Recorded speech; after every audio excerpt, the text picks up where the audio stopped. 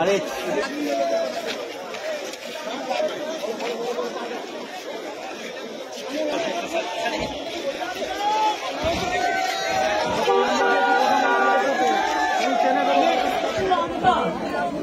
এবং পাঁশকুড়া এই অঞ্চল এই দিকে জলটাকে দেখাও কিভাবে জল যাচ্ছে। এক্ষুনি সব তোমরাও ডুবে যাবে, এক্ষুনি সরে যেতে হবে। এইটা কালকে রাত্রে এই জলটা আবার ছেড়েছে নতুন করে ছেড়েছে এই জলটা। আজ দুটো পর্যন্ত উদয়নারায়ণপুর, আমতা, পাঁশকুড়া অনেক জায়গা আমরা কন্ট্রোল করলেও এই জায়গাগুলো ডুবে যাবে। আমি বলবো ডিএমকে একটু এখান থেকে লোক শিফট করাতে। দুই হচ্ছে যাদের কাঁচা বাড়ি ভেঙে গেছে তাদের লিস্টটা মতো দিতে। তিন হচ্ছে যাদের জমি নষ্ট হয়ে গেছে, শস্য নষ্ট হয়ে গেছে, সরো জলটা দেখতে দাও, জলে ডুবে যাবে এক্ষুনি। কৃষি জমি যাদের আছে বা শস্য আছে তারা চিন্তা করবেন না, তারা শস্য বীমার টাকা পাবেন শস্য বীমার টাকা। আপনারা যতদিন বাড়ি ফিরতে না পারবেন সরকার রিলিফ দেবে, আপনাদের যা সাহায্য করার করবে। এটা ঝাড়খণ্ড জল ছেড়েছে এবং ডিবিসি কেন্দ্রীয় সরকারের সংস্থা আমার মনে হচ্ছে 4 লাখ কিউসেককে ছাড়িয়ে গেছে, যা কোনোদিন জীবনে হয়নি। কারণ আমরা 5 লক্ষ পুকুর কেটেছি, আমরা 500 কোটি টাকার চেক ড্যাম করেছি, আমরা কপালেশ্বর কেলেঘাই প্রোগ্রামের মধ্যে দিয়ে অনেক এলাকাকে সেভ করেছি। ঘাটাল মাস্টারঘাট প্ল্যান যেটা পড়ে আছে 10 বছর ধরে, সেটাও আমরা ডিপিআর তৈরি করছি, আগামী 2 বছরের মধ্যে করে দেব। কিন্তু তা সত্ত্বেও যদি এই রেটে জল ছাড়ে, আর ডিবিসির জল ধারণ ক্ষমতা এখন মাত্র 36% এসছে, কেন কেন্দ্রীয় সরকার ডিবিসি ড্রেজিং করবে না, ডিসিলটেশন করবে না? ডিবিসির জলে কেন বাংলা ডুববে আমি জানতে চাই, আমরা কৈফিয়ত চাই। ফরাক্কায় ড্রেজিং করে না, বাংলা ডোবে, বিহার ডোবে। আর ডিবিসি ড্রেজিং করে না, বাংলা ডোবে, বাংলায় জল ছেড়ে দিয়ে ঝাড়খণ্ডকে সেফ রাখে। এটা তো ঠিক নয়।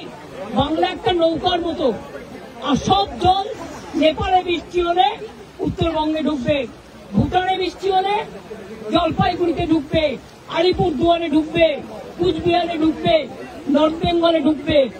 আর মালদা নদীতে গঙ্গার ইরোশন মুর্শিদাবাদের, আর দক্ষিণবঙ্গ ডুবছে ডিবিসির জলে।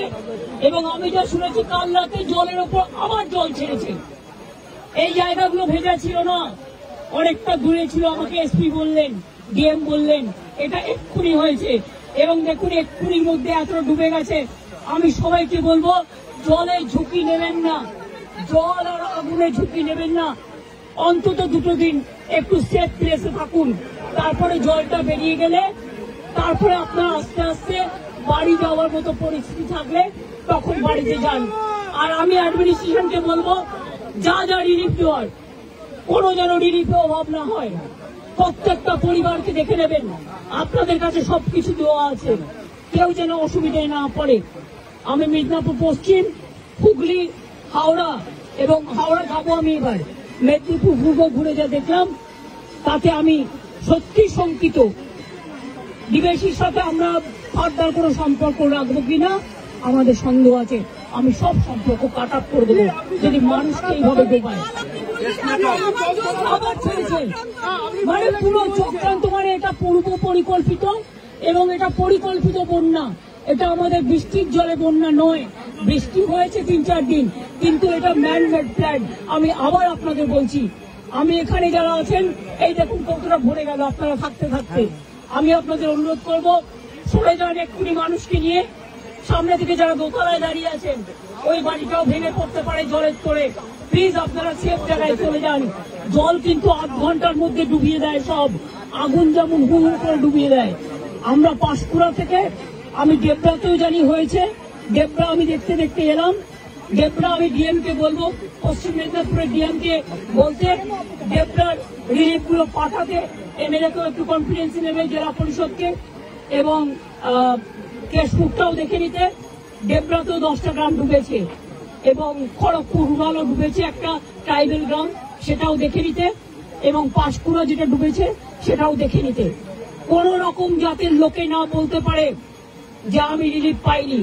আমি কিন্তু ডাইরেক্ট ডিএম কে দায়িত্ব দেব এবং এসপি কে এটা দেখার জন্য। খরচা করুন, মানুষকে দিন, তাতে যা লাগবে কোনো অসুবিধা হবে না। আমি এখন যাচ্ছি উদয়নারায়ণপুর আমটাকে অ্যালার্ট করতে, কারণ ওখানকার অবস্থা খুব খারাপ। আপনারা যেতে পারেন, একদম গায়ের জন্য করছে না। আমি তো 10 বছর ধরে ফাইট করছি, আজকে আমি 13 বছর ধরে দেখছি।